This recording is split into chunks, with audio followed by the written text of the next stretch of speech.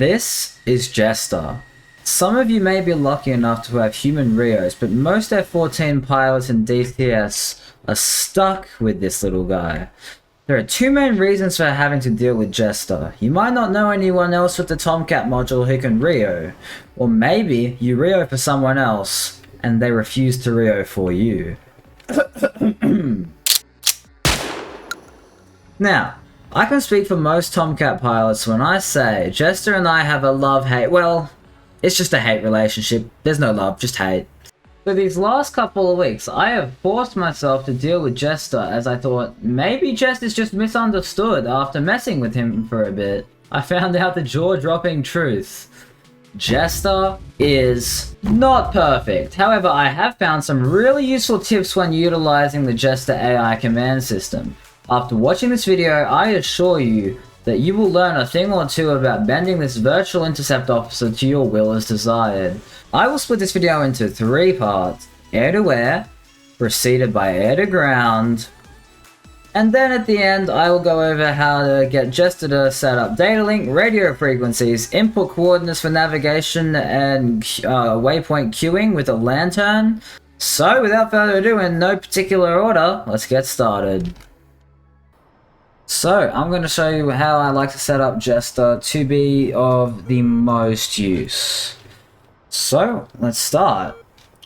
Now once I've got my missile selected and everything's good to go, I like to go to scan elevation, scan up or down, and choose middle or low middle. Just for the meantime we might hit middle, and we'll pay attention to the numbers on the side here. There we go. So about 5,000 feet to 39,000 feet. Is what we should be able to pick up. Then I like to go to our TID range and adjust if necessary, but radar settings, and we'll go track while scan, auto or manual, doesn't exactly matter. I'll just go auto at the moment. And we're definitely picking a guy up there. And if need be, we can go target, aspect, beam, nose and tail, which I will show you what they do respectively when the situation occurs. Target size, small, we're going after fighters, not AWACSs. So now we're basically all set up to go. We've got our VSL modes and our PAL scans all set up nice and ready. So what I'm going to do here is I'm going to use my keybinds just to go TID range, and we'll bring it out to 100 nautical miles just so we can get a bit better situational awareness. And there we go. We're already starting to pick these guys up on radar by that flashing. And they are 80 nautical miles. What I'm going to do is that number on his right, that is his Twiz track file number. So this guy on the bottom left at Angel 0 is our first guy, Angels 1 is our second target. So when you lock, instead of doing STT lock target ahead or enemy target ahead, what's actually a good idea is to do either first Twiz target if they're number 1, or you can just go Twiz target number. Yeah, which one do we want to lock? Let's lock the tail, or at least try to. Target 2. And as you can see, we've got a lock with Jester at 69 nice nautical miles away. Absolutely incredible. Before I continue showing you guys how to utilize Jester with a lantern pod, I need to shout out my Patreon members. Cringe Lord, Hans, and Phantom XKR are my current 3 Patreon members. So if you want to be shouted out and get exclusive content in our Vietnam War game, you can go to patreon.com/tacticalwest and check it out. Alright, we are in the beautiful Tomcat. Let's try and get Jester to do some air to ground for us, shall we? We showed you how to do air to air, so it's only fair if we show you how to do air to ground too. So without further ado, master arm on. We'll leave the gun rate, it's fine at the moment. Air to ground, switch to TV, and Jester should automatically swap to the lantern pod. Give it a second, there we go. And we'll tell you the latest armed. So, we have a waypoint, if you didn't know. If I can get Jester to stop having the... You know, I don't think I'm going to get the TID while he's on the camera. which is fine, but we have a waypoint up ahead, which will show you how to set it after the air to ground portion of the video, and then you'll be good to go with your air to ground and air to air. So, set, Q, waypoint. If you have something on the nose of the aircraft, you can actually use the Q HUD and just point your HUD at it, and then he should be able to pick it up. If not, you can go snowplow, which is just 10 degrees below the camera. And you can also go next page and set it to black is hot if you really want. And he's done that. But we want to go waypoint because we do have a CCRP waypoint all set up out there in the woods. So, ground area, stabilize, set. Waypoint 1 just again, just in case you had any deviation. Let's go air to ground, select ordnance, GBU12, air to ground, set bomb delivery, manual air to ground, that mechanical fuse, nose tail, air to ground, and everything else is fine. So just to recap, we select the bombs we want to use, we set the delivery bomb mode to manual. Pairs, if we want to drop 2, which we don't, so we'll go back to set single. Mechanical fuse, nose tail, and now we're all set up. So what we're going to do is we're going to have to wait. So we can just go any ground vehicle, or let's get below the cloud layer here.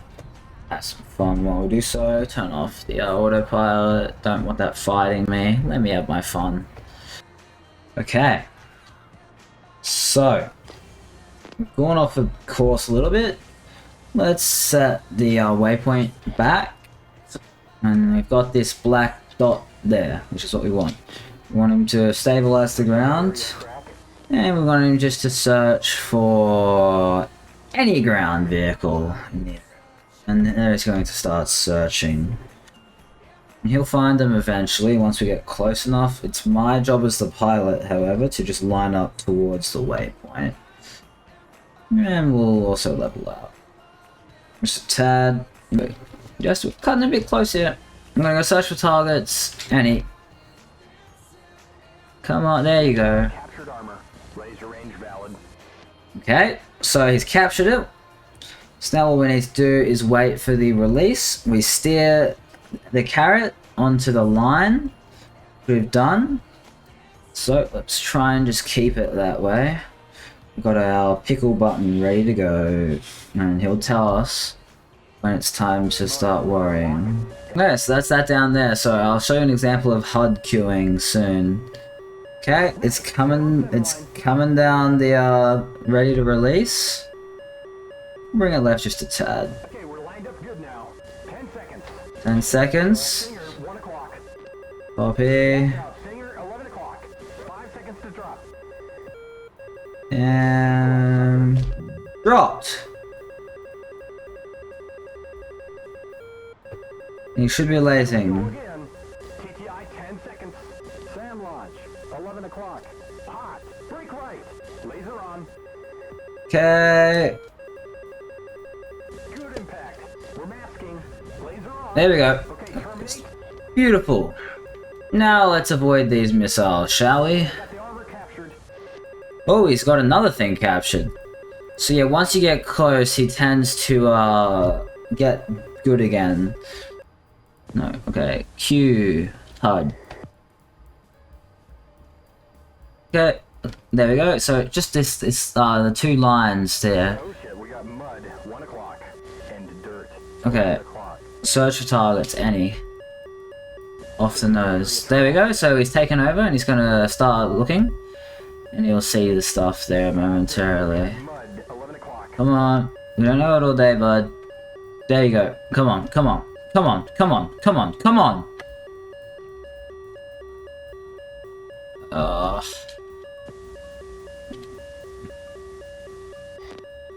There we go. Ground vehicle, so you gotta tell him to ground vehicle. Singer, 1 o'clock. It's fine. Alright, so there we go. We've got him to do that.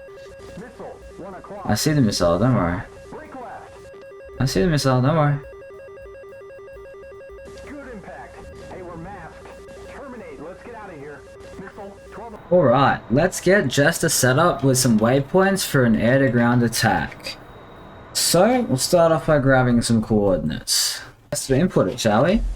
So we're going to go out of the menu we're going to open the menu with our menu keybind, A by default. We're going to hit it again to go into this menu here. And we're going to go navigation, manual enter, steer point. And we'll just go waypoint 1 and we'll go north. So we can go 4, 2, and just hit A to select them. And we'll go here, and grab 0, 5, 2. It's close enough. You definitely will need to round it on your own though. So we're gonna, for our east, we need 0, 4, 4, 4, 1. I'm gonna go 2 because it's 1, 7 there, and hit confirm. And he's gonna start typing. So if we go to our TID,